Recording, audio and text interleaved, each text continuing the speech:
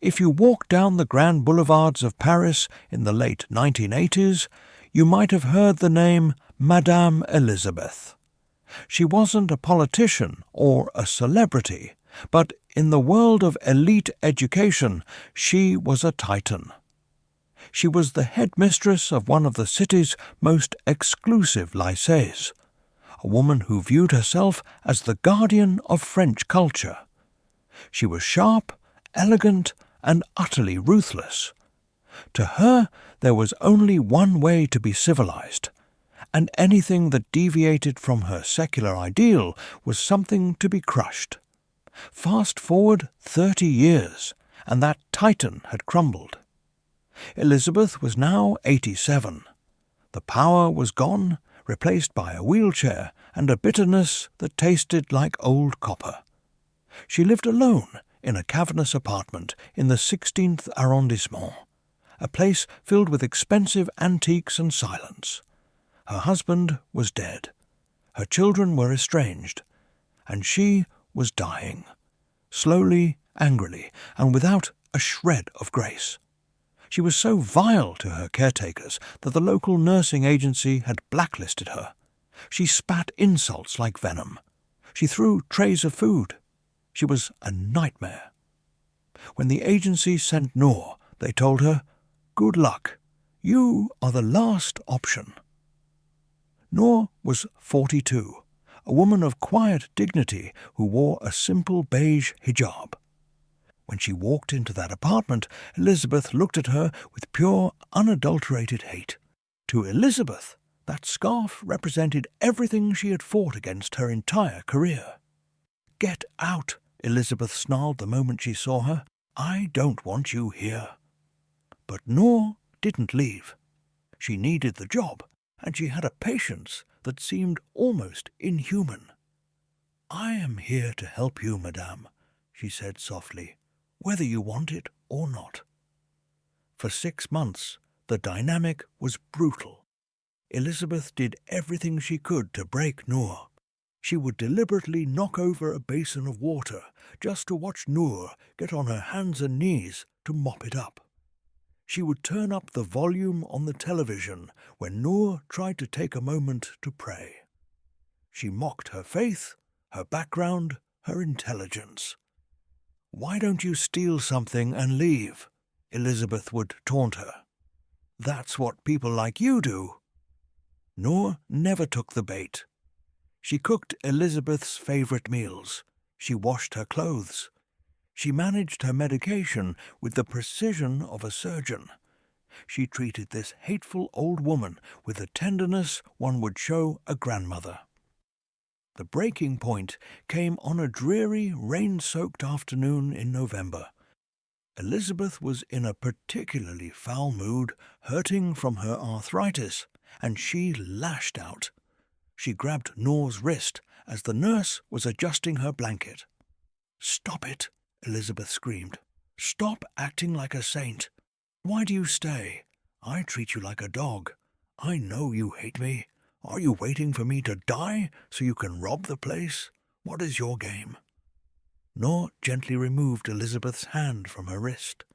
She stepped back and looked at the old woman with a gaze that was heavy with a sorrow Elizabeth couldn't understand. "I don't want your money, madame," Noor said quietly. "And you are right. I should hate you. In fact, by all rights, I should have let you rot in this bed." Elizabeth frowned, confused by the shift in Noor's tone. "What are you talking about?" Noor reached into her purse and pulled out a small, faded photograph. She placed it on the table next to the wheelchair. It was a black and white picture of a teenage girl standing outside a school gate weeping, her face buried in her hands. "Do you recognize that gate?" Noor asked. Elizabeth squinted. That is my school." "And the girl?" Noor asked. "That is me. That is Fatima. I changed my name to Noor years later." Elizabeth went still. 30 years ago," Noor continued, her voice steady but thick with emotion, "I was the top student in my district. I dreamed of being a doctor. It was all I ever wanted. But you stood at that gate. You looked at my headscarf, and you didn't see a student. You saw an enemy. You expelled me in front of everyone. You made a speech about how people like me didn't belong in your world. Noor took a breath. That day destroyed my family. My father had a stroke from the stress of fighting the administration. I fell into a deep depression. I lost 2 years of my life. I never became a doctor. I became a nurse because it was the only certification I could get later in life. The silence in the room was deafening. The only sound was the clock ticking on the mantelpiece. Elizabeth's face drained of colour. The woman wiping her chin, the woman changing her sheets, was the victim of her own cruelty. You, Elizabeth whispered, her eyes wide with terror. You are here for revenge. You've been poisoning me. That's why you stayed. Noor smiled, and it was the saddest smile Elizabeth had ever seen. I could have, Noor said. I could have walked away and left you to die alone. Justice would say you deserved it. She knelt down beside the wheelchair so she was eye level with her former tormentor. But my religion, the one you hate so much, taught me something else.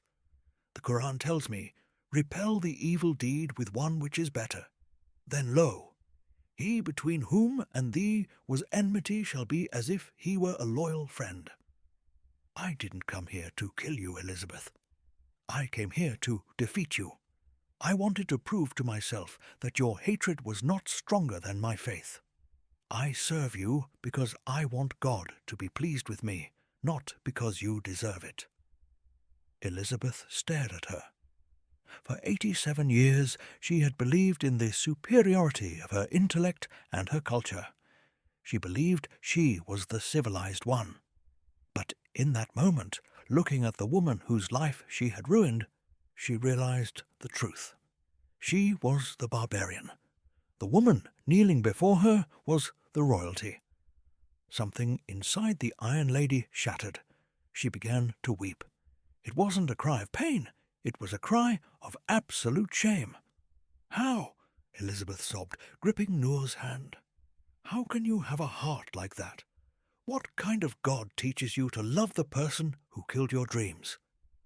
The one who is most merciful, Noor replied.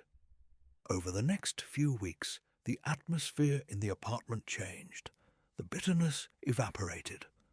Elizabeth stopped talking about her past glories and started asking questions. She wanted to know about this God who could turn a victim into a savior. She had Noor read the Quran to her by the window as the winter sun set over Paris. 3 days before she passed away, Elizabeth woke up with a clarity she hadn't possessed in years. She called for Noor. I don't have much time, Elizabeth whispered, her breathing shallow. I have lived my whole life thinking I was right, but I was wrong. I don't want to die belonging to myself anymore. I want to belong to the one who taught you how to forgive me. There, in that quiet room, holding the hand of the student she had once expelled, Elizabeth repeated the words. She bore witness that there was no God but Allah, and that Muhammad was his messenger. When she died, she didn't leave her millions to her ungrateful children. The will was read a week later. The entirety of her estate was left to a new charitable foundation, directed by Noor, dedicated to funding the education of Muslim girls who had been marginalized by the system. In the end, the woman who had slammed the door on a young girl's future used her dying breath to kick it wide open for thousands of others. It was the ultimate revenge, a revenge of mercy.